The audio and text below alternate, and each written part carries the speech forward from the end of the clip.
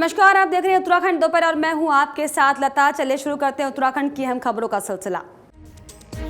खटीमा में नेपाल सीमा के पास बना शारदा सागर डैम अब वहां पर रह रहे लोगों के लिए खतरा बन चुका है। दरअसल इस डैम में यूपी सिंचाई विभाग की ओर से 6.25 फुट तक पानी भरा जाना है, जिससे कि यूपी के 7 जिलों में सिंचाई के लिए पानी मिल सकेगा। वहीं खटीमा तहसील के 300 परिवार यूपी के सिंचाई विभाग की जमीन पर लगभग 30 सालों से रहते आ रहे हैं। तो वहीं इस डैम में पानी भरे जाने से इन 300 परिवारों पर उजड़ने का खतरा मंडराने लगा है। वहीं यूपी सिंचाई विभाग के अधिकारियों का ये कहना है कि शारदा सागर डैम की भूमि पर अवैध रूप से रह रहे इन 300 परिवारों को हटाने का नोटिस भी दिया जा चुका है, लेकिन पीड़ित परिवार पिछले 30 सालों से वहां पर रहने का हवाला देकर व्यवस्था नहीं होने की गुहार लगा रहे हैं।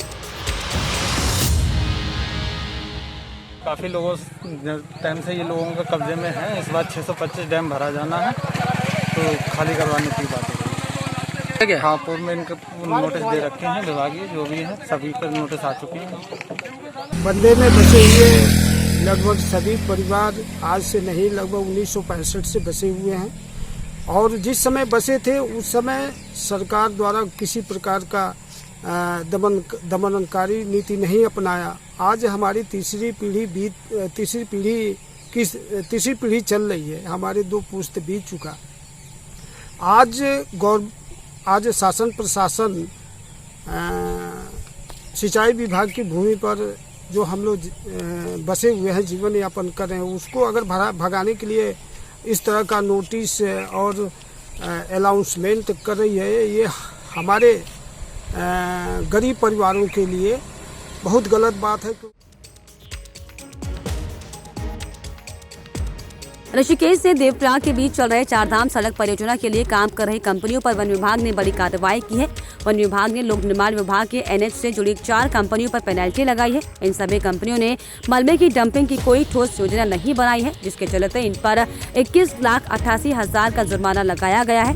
आपको बता दें कि पिछले लंबे समय से ऋषिकेश बद्रीनाथ मार्ग का चौड़ीकरण का काम चल रहा है, लेकिन स्थानीय लोग लंबे समय से सड़क चौड़ीकरण का काम कर रहे ठेकेदार पर नदी में मलबा गिराने का आरोप लगा रहे थे। और वहीं मामले में मणिकनाथ रेंज के रेंजर देवेंद्र पुंडीर ने बताया कि 4 कंपनियों ने अवैध रूप से मलबा निस्तारण किया था और जिन पर विभाग की ओर से कार्रवाई की गई है।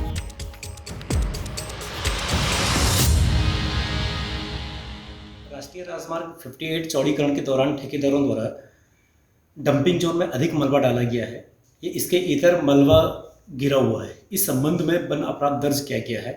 22 लाख रुपये जुर्माने के रूप में आरोपित किए गए हैं, जो कि उनके द्वारा जमा किया गया है तथा भविष्य में ऐसी गलती न करें, इसके लिए उन्हें चेतावनी दी गई।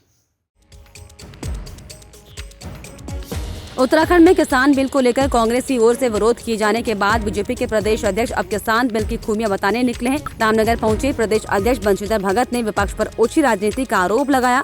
साथ ही साथ प्रदेश अध्यक्ष ने केंद्र और राज्य सरकार की ओर से चलाई गई योजनाओं की वाहवाही की। इसके अलावा उन्होंने सरकार की चिकित्सा व्यवस्था को लेकर अच्छा काम करने की बात कही। साथ ही साथ कोरोना काल में स्कूल कॉलेज खोले जाने के सवाल पर जानकारी नहीं होने का हवाला दिया है।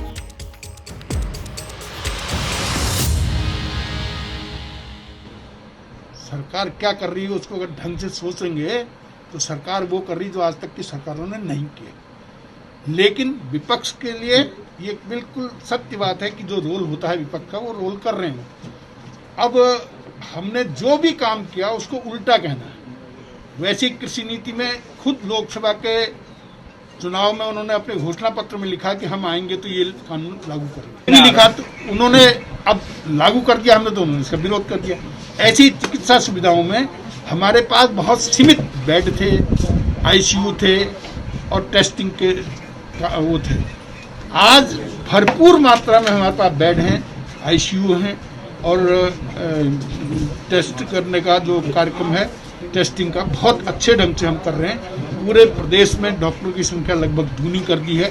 प्रेस कॉन्फ्रेंस का मतलब ये है कि जो हमारे यशस्वी प्रधानमंत्री जी ने, कृषि मंत्री जी ने जिस प्रकार से देश के किसानों के हित में फैसला लिया है, उसके लिए हम पूरे देश की ओर से, किसानों की ओर से और भारतीय जनता पार्टी की ओर से माननीय प्रधानमंत्री जी का, कृषि मंत्री जी का आभार प्रकट करें। और जो कुछ भ्रम की स्थितियाँ कांग्रेस और अन्य दल पैदा कर रहे हैं, जो ये कह रहे हैं कि साहब इससे मंडियाँ समाप्त हो जाएंगी, सपोर्टिंग प्राइस समाप्त हो जाएगा, उसको हम क्लियर कर रहे हैं कि कि प्रधानमंत्री जी ने बिल्कुल स्पष्ट रूप से कहा है कि ये बिल्कुल भ्रम फैलाने की बात है, ये सत्य से परे है। और मंडी अपनी जगह काम करेगी और जो MSP है, सपोर्टिंग मिनिमम सपोर्टिंग प्राइस, वो अपनी जगह काम करेगा।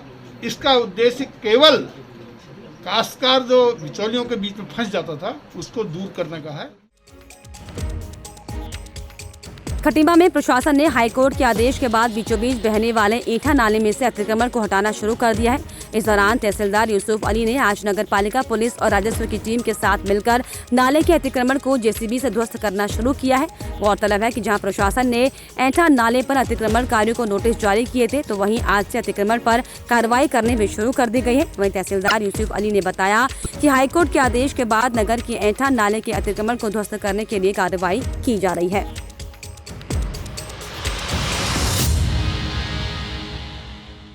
के आदेश के क्रम में जो है आज ऐठा नाले पर जो अतिक्रमण हो रखा था उसको जो है हटाने की कार्रवाई आज प्रारंभ कर दी गई है।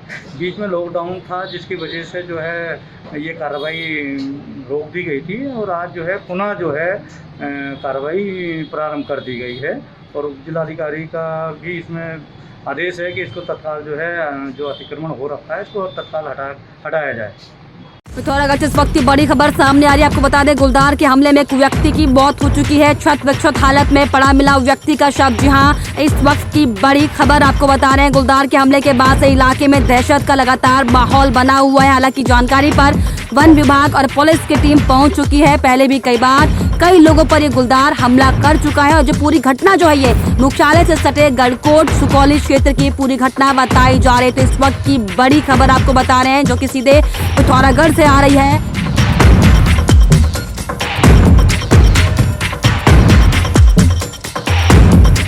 पिथौरागढ़ मुख्यालय से सटे गढ़कोट गांव की सुकौली में गुलदार ने एक व्यक्ति को मौत के घाट उतार दिया। बताया जा रहा है कि मृतक युवक मानसिक रूप से विक्षिप्त था और रात को घर के बाहर ही सोता था। वहीं बीती रात आदमखोर गुलदार ने उसे अपना निवाला बना लिया।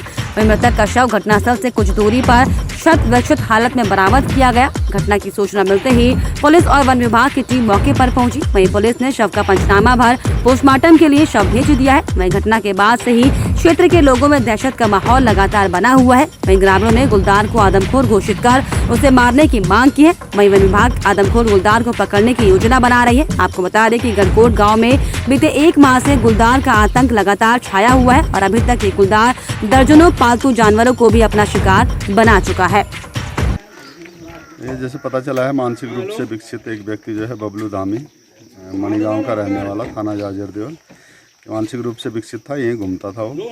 कल रात जो है बाघ ने उस पर जो हमला किया, उसको घायल करके कुछ मांस उसका खा रखा और जंगल की तरफ ले जा रहा था। जैसे कि ये घटना हुई है गांव में, मतलब 8-10 दिन पहले कुछ जानवरों को और खाया गया। तो ये तो जैसे जिस हिसाब से कल यहाँ एक घटना हुई है जो इंसान को मार दिया, तो इस वजह से पूरे गांव में जो है एक भय का माहौल है। इस सुकौली में कल रात एक मानसिक विक्षिप्त आदमी था और जो रात को सड़क में ही सोता था। लेपर्ड द्वारा आके इसको मार दिया है और हम क्षेत्र में पूरी गश्त कर रहे हैं, क्षेत्र वालों को जागरूक कर रहे हैं और इसकी आगे की कार्रवाई शुरू कर रहे हैं। लेपर्ड से क्षेत्र में लोगों को सुरक्षा के लिए जानकारियां भी दे रहे हैं। हाँ, ये पता लगा कि कल रात में कोई मानसिक रूप से विक्षिप्त व्यक्ति था जो एक बाघ के द्वारा मार दिया गया है। लेकिन सभी ग्रामवासी, क्षेत्रवासियों से निवेदन है कि वो अपना ख्याल रखें और बेर रात टाइम से इधर उधर ना निकले।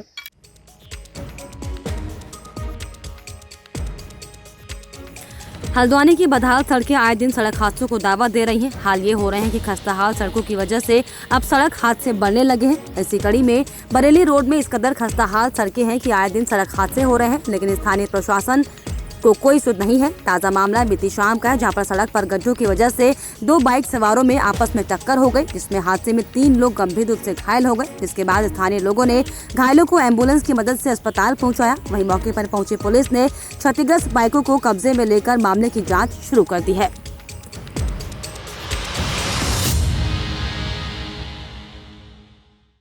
जी सर, क्या कुछ हुआ यहाँ पे अभी ये जो एक्सीडेंट हुआ है?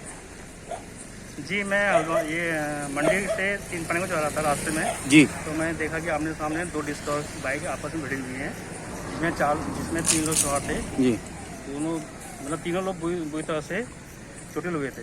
मैंने एम्बुलेंस को 108 में फ़ोन किया जी। तो उन्होंने फॉरवर्ड करके हल्द्वानी किया। हल्द्वानी पुलिस चौकी से एम्बुलेंस आई है जी। जी वो उन लोगों को ले गई है। वो उन लोगों को बेस हॉस्टल ले गई है। कैसे आ रहे थे? डिस्कवर गाड़ी है हमारे पास। हैं? डिस्कवर गाड़ी है। आप कहाँ रहते हो? कहाँ से आ रहे थे? गोड़ा ब्राउजर। और इसी के साथ उत्तराखंड दोपहर में फिलहाल इतना ही। आप देखते रहिए न्यूज़ 31 उत्तराखंड। नमस्कार। हर खबर में होगी हमारी नज़र। खबरों से जुड़ने के लिए हमारे चैनल को सब्सक्राइब करें और बेल आइकन दबाना ना भूलें।